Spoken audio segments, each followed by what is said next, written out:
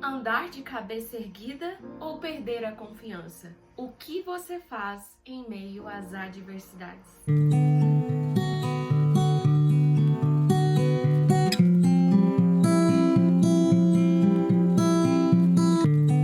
Olá pessoal, tudo bem com vocês? Graça e paz a todos. Nós estamos aqui para mais um vídeo no canal.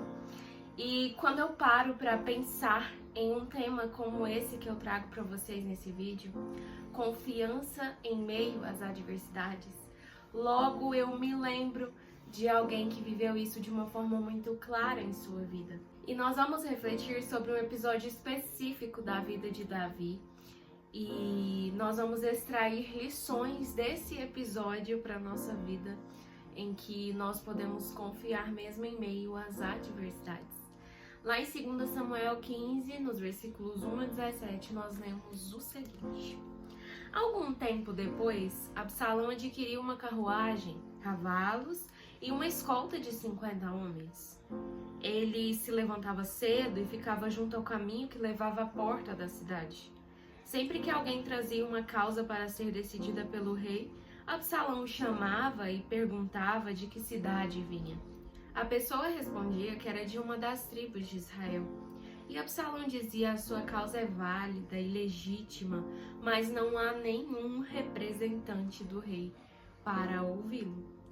E Absalão acrescentava: quem me dera ser designado juiz desta terra. Todos os que tivessem uma causa ou uma questão legal viriam a mim e eu lhes faria justiça. E sempre que alguém se aproximava dele para prostrar-se em sinal de respeito, Absalão estendia a mão, abraçava-o e beijava-o. Absalão agia assim com todos os israelitas que vinham pedir o que o rei lhes fizesse justiça. Assim, ele foi conquistando a lealdade dos homens de Israel. Ao final de 4 anos, Absalão disse ao rei: deixa-me ir a Hebrom para cumprir um voto que fiz ao Senhor. Quando teu servo estava em Jesur, na Síria, fez esse voto: se o Senhor me permitir voltar a Jerusalém, prestarei culto a ele em Hebrom. Vá em paz, disse o rei, e ele foi para Hebrom. Absalão enviou secretamente mensageiros a todas as tribos de Israel, dizendo: assim que vocês ouvirem o som das trombetas, digam: Absalão é rei em Hebrom. Absalão levou 200 homens de Jerusalém. Eles tinham sido convidados e nada sabiam nem suspeitavam do que estava acontecendo. Depois de oferecer sacrifícios, Absalão mandou chamar Aitofel da cidade de Gilo, conselheiro de Davi. A conspiração ganhou força e cresceu o número dos que seguiam Absalão. Então o mensageiro chegou e disse a Davi: os israelitas estão com Absalão. Em vista disso, Davi disse aos conselheiros que estavam com ele em Jerusalém: vamos fugir, caso contrário, não escaparemos de Absalão. Se não partirmos imediatamente, ele nos alcançará, causará a nossa ruína e matará o povo à espada. Os conselheiros do rei lhe responderam: teus servos estão dispostos a fazer tudo o que o rei, nosso senhor, decidir. O rei partiu, seguido por todos de sua família. Deixou, porém, 10 concubinas para tomarem conta do palácio. Assim o rei partiu com todo o povo. Já imaginou sofrer a usurpação do trono e perseguição pelo seu próprio filho?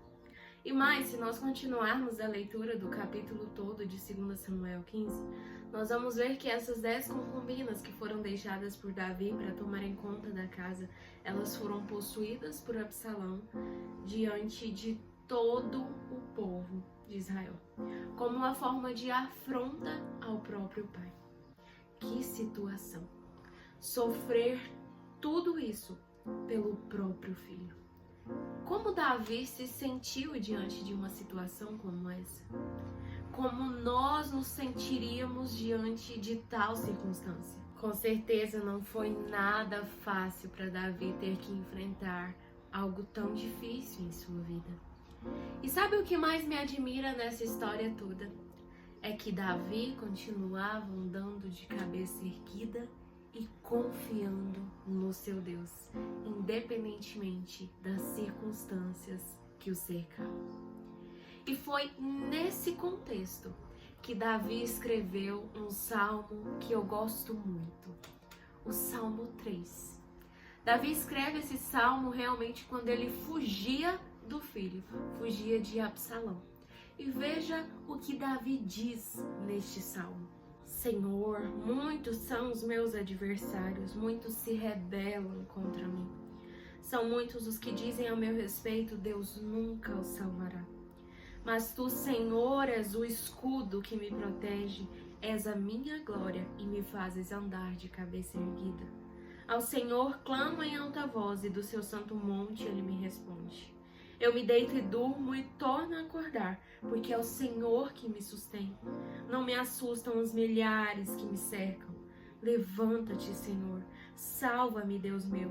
Quebra o queixo de todos os meus inimigos, arrebenta os dentes dos ímpios. Do Senhor vem o livramento, a tua bênção está sobre o teu povo. Perceba que mesmo em meio a uma situação tão difícil como essa, algo em Davi permanecia intacto. A sua convicção e confiança no Senhor. E você, confia mesmo em meio às adversidades de sua vida? Será que você, assim como Davi afirma, andaria de cabeça erguida mesmo em meio às maiores adversidades e dificuldades da sua vida? Ou será que em meio às circunstâncias difíceis você questionaria a Deus e o abandonaria? Você duvidaria da soberania que ele exerce sobre você? Qual seria o seu posicionamento diante de uma situação difícil como a de Davi? O que você faz quando as adversidades chegam até você? Sabe, é muito fácil continuar confiando em Deus quando tudo em nossa vida vai bem. O difícil mesmo é continuar mantendo a nossa cabeça erguida e confiando no Senhor quando tudo ao nosso redor desmorona. Mas sabe de uma coisa? A verdadeira adoração consiste em continuarmos confiando no agir de Deus em nossa vida, mesmo em meio às dores que nós sofremos. A verdade é que nenhum de nós deseja passar por aflições, mas neste mundo nós não estamos imunes a elas. Isso é consequência do pecado lá no Éden. E enquanto nós vivermos neste mundo, mesmo que nós não desejamos, nós vamos passar por aflições, nós vamos enfrentar as dores da vida, as circunstâncias difíceis, assim como Davi enfrentou.